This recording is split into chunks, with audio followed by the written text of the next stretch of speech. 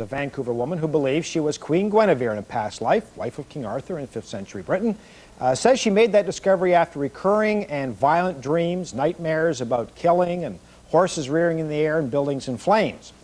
More than 10 years later, Phelan is now a practicing past life regression therapist, and she's written a book entitled Guinevere.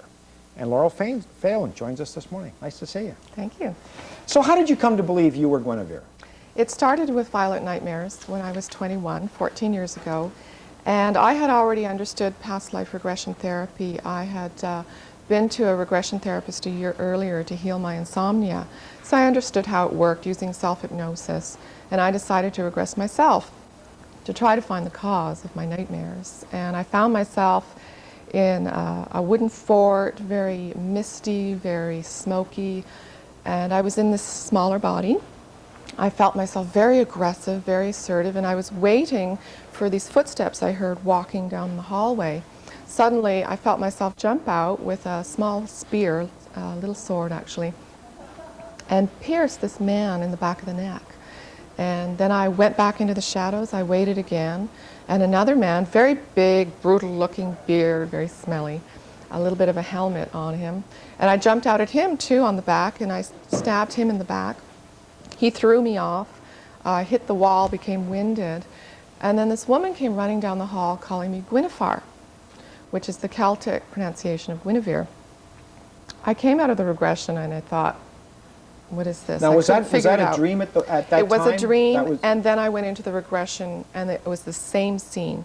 With the dreams, I was having them almost nightly for a period of about 2 weeks, and it completely disrupted my life.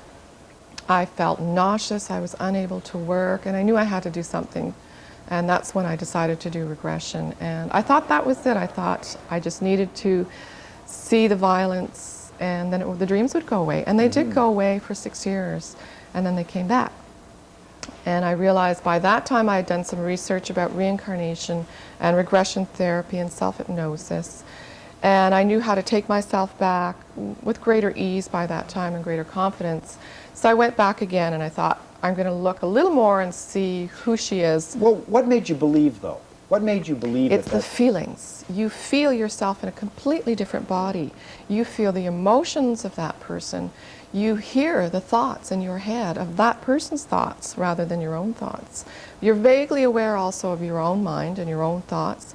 And your logical mind is sort of talking to you at the same time. It's like having a bit of a split personality. Your logical mind is saying to you, this doesn't make sense. You know, open your eyes. This can't be happening. But you're in it. You're in the emotion. You're in the feelings. And when you look around you, you see everything in great detail. And it didn't fit with what I had heard, as most people had heard about the legends. I was seeing wooden forts. I wasn't seeing castles. I wasn't seeing armor. I wasn't seeing the wondrous round table and all of this great glorious stuff. It was very basic, very brutal, very dirty. People had the round shields and spears, chainmail, but no armor. And suddenly I went into the regression again and looked a little further, and I was introduced to this man named Arthur, although he was not king. And Guinevere was not queen. He was Duke of Britain. And the information I got was that he was of Roman descent.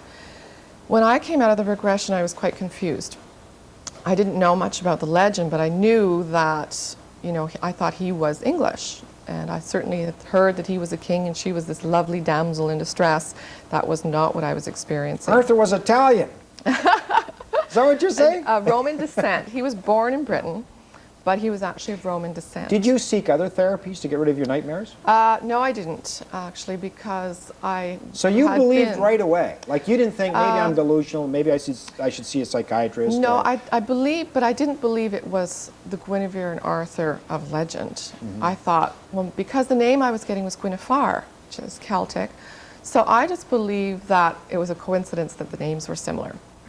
It wasn't until 4 years ago when a friend of mine, a producer, encouraged me to go through her life from beginning to end and really see who she was. And then I really discovered everything about her life, and I recorded it, and I wrote the story down. How do you get yourself to do that? I mean, can you sit and just Yes, I can. In about 5 minutes, I can regress myself into Guinevere. Is that right? Because I've been And you doing started it from for the very so beginning. long. You started from birth. I started from birth. You went inside the womb. Went right through her life, and you can go through the death experience, and you can go into the afterlife, and that's the most fascinating part of regression therapy, is going into the afterlife. That's where you really get the profound insight into the whole meaning of life. Because you contend that, although we're talking about Guinevere in the third person, right, you are in fact that same person, but you've grown right, and changed, right, and you've been many other people. Exactly, and I don't want to be her again. You know, that's why I call her her, and I'm me. I don't want to be identified as her anymore. That was an experience. Her life was very profound, and I think it has a message for people today about honoring their emotions. She was brought up to be a warrior. She was brought up by her father to be very masculine and very much a boy. And she was very driven to rid Britain of the Anglo-Saxons. And at the time, she only married Arthur for power. And she repressed her womanhood, she repressed her sexuality, she aborted her child because she was very afraid of her femininity, very She afraid of repressed her love for Arthur. Completely. She was raped when she was young, and that caused her to really withdraw into herself. And it was only at the end of her life, which was quite a tragic life, really, that she came to honor her emotions and honor the woman that she was.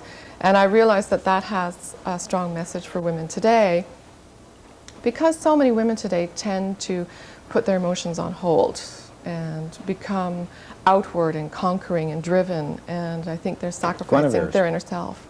Right. Why would you write a book, though, once you've come to this resolution and it helped you, why would you write a book to expose yourself to, a lot of people don't think you're a crackpot?